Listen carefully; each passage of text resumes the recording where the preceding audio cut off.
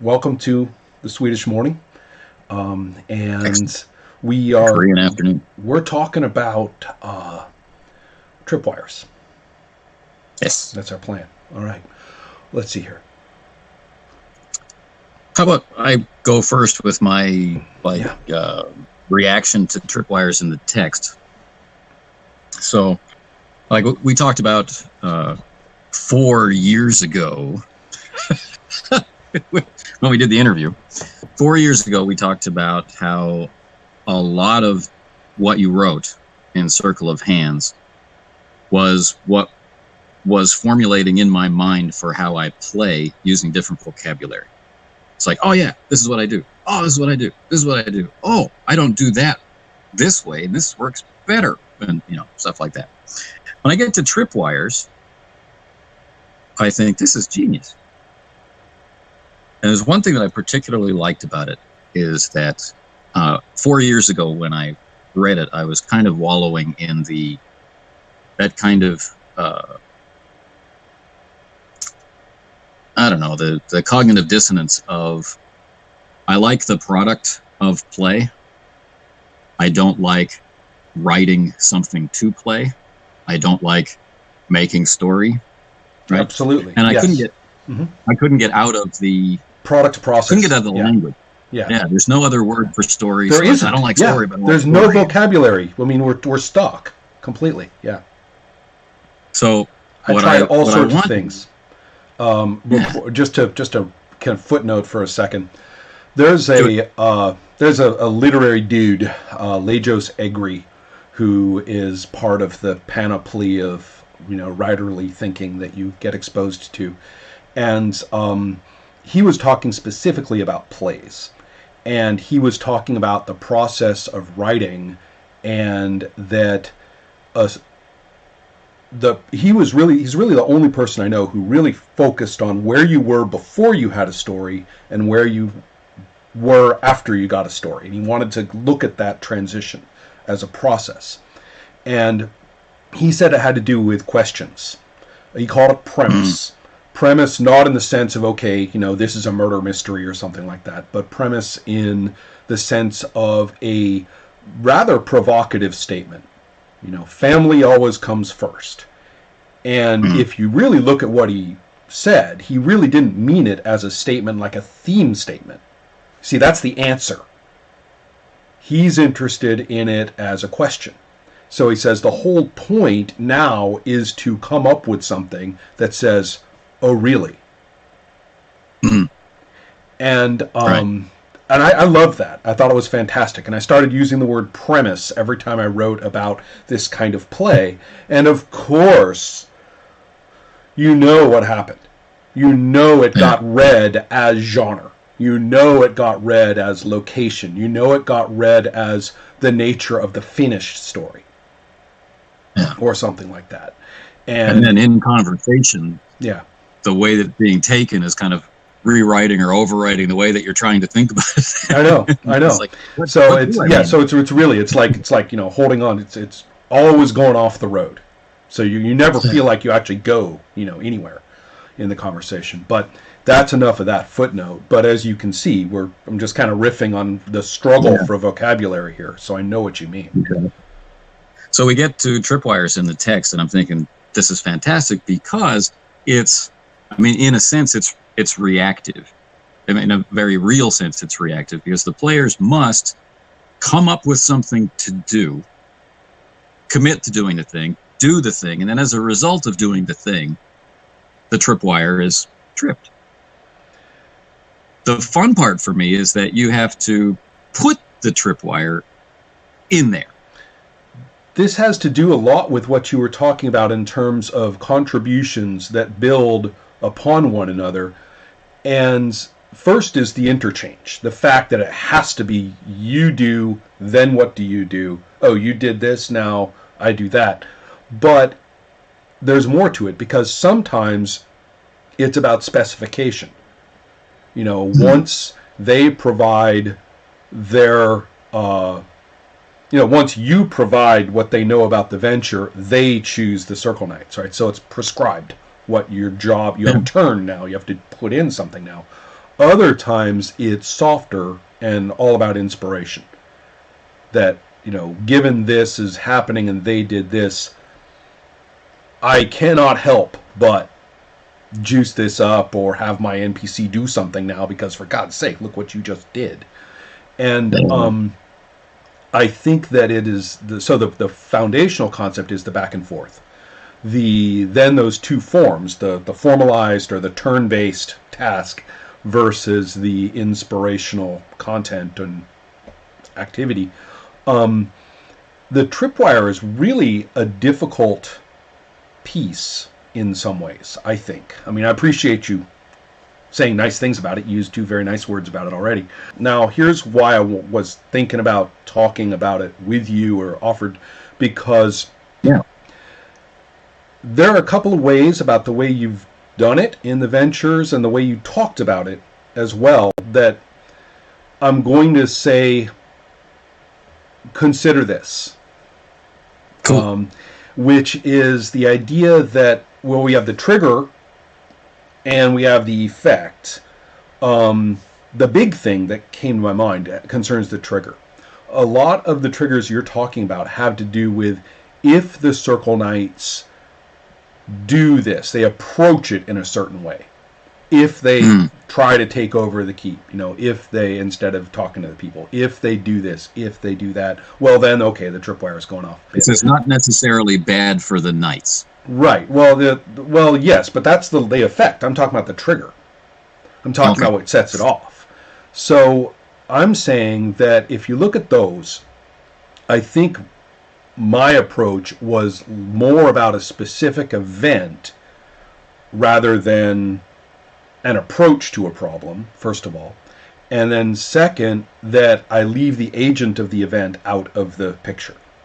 So, for example, a tripwire, just making this up. It's not a suggestion. Just making this up from the Conclave venture. Okay. If the little girl dies. So you see, that way we don't know. I mean, a ghoul could kill her, or she could fall in a crevice, or maybe one of the gentry, as she pleads with them, flowers in her hands, gentry kills her, who's something, right? Yeah. Maybe one of the Circle Knight, goes, the Circle Knight, in extremis casts a spell that's just going to wipe out everybody around him, and she happens to be there. So it doesn't matter how she dies.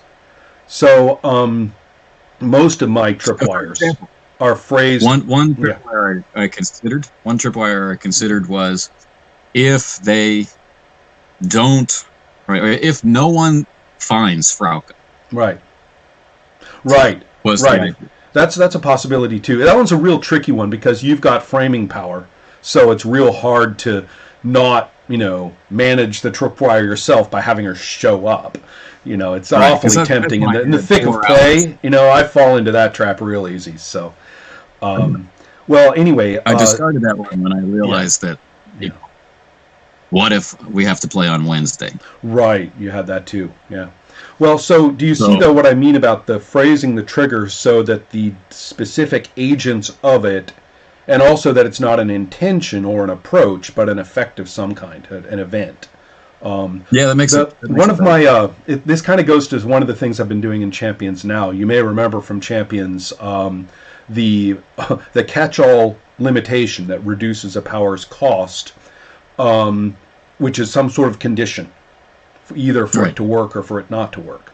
And this was customizable in the rules and therefore was sort of a defining feature of a given table's use of champions, how they ever used it. So one thing I did to sort of specify its use better was to say that the condition could not be something that was under the control of the hero or their allies. So you couldn't say, for example, my powers work in a field of darkness, and this power works in field, and I have field of darkness, and the person could say, well, you see, it is limited, right? It's and you're like, no, that is that's under your control, so it's not. So and your buddy, Nightman over there, no, he doesn't count either. All right, Yeah. So now there are some cool things. If you do want something that's like that, go ahead. You're just not going to get any points for it. So the idea though here is very similar. That the tripwire is there, and in many ways it could be tripped over by the interplay of GM and player more than, okay, well, the players do this, okay, and it's kind of hovering there in a vacuum whether they will or they won't. Sure. And also, again, having it be an effect. The idea being that if Frauke, for example, is at risk, there is going to be a die roll involved. And you don't know which way it's going to bounce. So, you're at the tripwire, but you don't know. So, until there's a resolution. These are all useful thoughts for them. The effect is the maybe the conceptually more difficult, but the procedurally easier. Right. Because I just want to interject. Go ahead. Yeah, please. Your turn. Yeah, go ahead. Yeah. The tripwire for me, the part that I latched onto with the tripwire first was that it is the interplay that you're talking about. It's not like a bang. It's not how I might start a session, or it's not an idea. And I had trouble with bangs when I first read about them in Sorcerer, which I got tucked away in here, because they're about me putting things in motion. And I don't know if you've noticed in the live plays, I usually start with no motion, or someone's hanging out of the back of a truck with their hair on fire or something like that. It's either all motion or no motion. But with the tripwires, they're connecting with the people. They're interacting with the named and unnamed characters. They're learning things. They're moving around. And now we have an opportunity for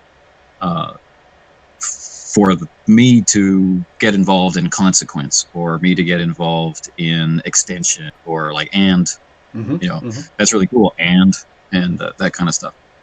But it's like this, like you talked about Fractal the other day. It branches off, right? They have done the thing. Right. And now all these other avenues open with these named characters, and characters are being ascended, and something in there is a tripwire. Yeah, exactly, somewhere. And the other thing I'm thinking about in terms of the effect is that there's there's that contradiction that I don't think are struggling with, but you can see it's there to struggle with, which is, okay, so this means the mission fails. And of course, the answer is actually it does, but that doesn't mean that it's, how am I going to put it? There's so many different things. One is it rocks fall, everyone dies? Number one. Number two, does it mean that the whole place is going to go up in smoke as a location? And the answer is maybe. It depends on what it is. It doesn't have to. It could be a disaster. It could be just a huge change. It could be just a shift in the way every single NPC is going to manage the situation. But whatever it is, it's memorable. Like I said, that's where your special effect. Keep some special effects budget there for your, for your memorable. Yeah, but that's what we're talking about.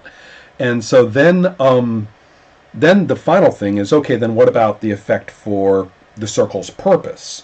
And I've been talking with Ivan about this a bit. Mostly there's a comment I left at one of his videos, which was actually pretty self-revealing. I don't know if you saw it. It was the one about activism. Yes. Yeah.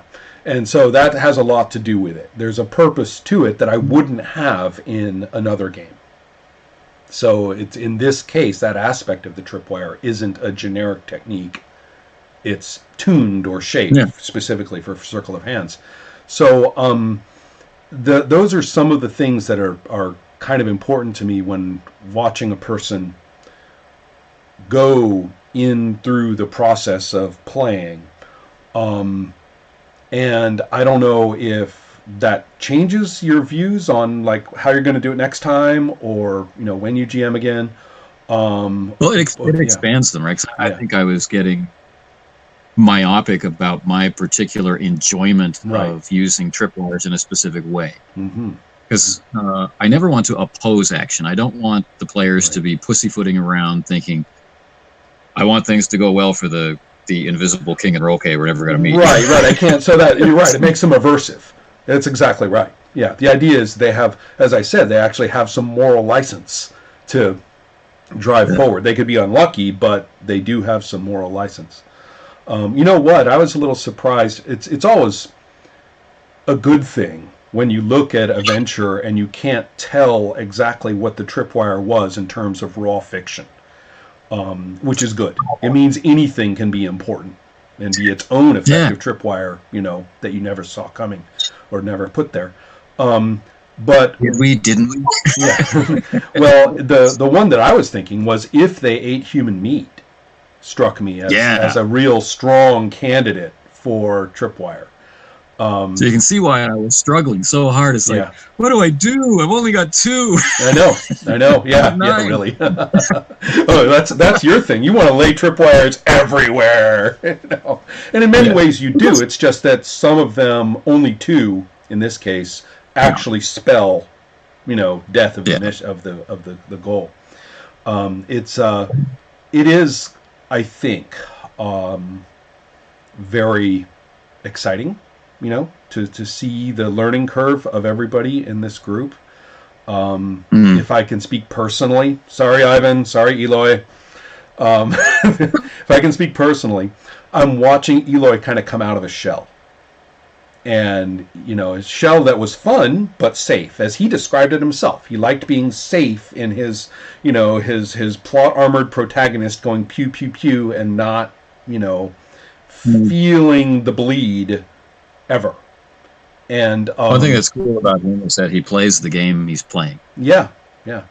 Well, you can see him rise to it. This is the interesting thing, is that he was very cautious. He's very liney. I have this line, I have that line, I'm very cautious. And you can see him kind of actually feeling it now when he's like, I'm standing on it. I'm going to walk a little further on this thing. You can kind of see him coming out of his shell with that, and I don't know where that's going to go. It's just neat to see. So I guess I won't go into all my personal commentary about all the people I'm observing playing, but that's just one thing. It's neat. Right. It is.